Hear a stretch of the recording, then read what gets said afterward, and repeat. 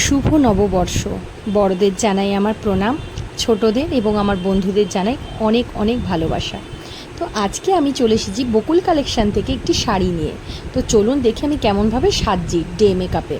তো ফার্স্টেই আমি ভার্জিন মিস্ট দিয়ে নিলাম, যাতে আমার ফেসের উপর একটা প্রপার লেয়ার তৈরি হয় এবং আমার মেকআপটা খুব সুন্দর করে সেট হয়।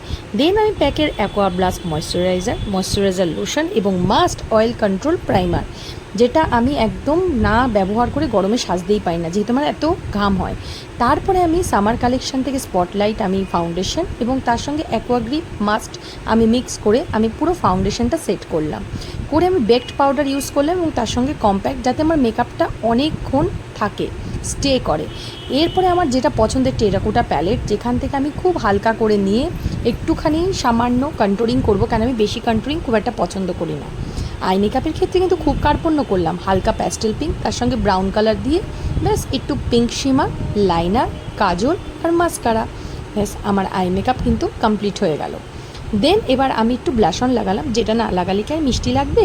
তার সঙ্গে স্পটলাইটের হাইলাইটারটা, যেটা আমার ভীষণ পছন্দ প্যাকেট। তারপরে একটু সিঁথিতে সিঁদুর আর তার সঙ্গে বেসিমান।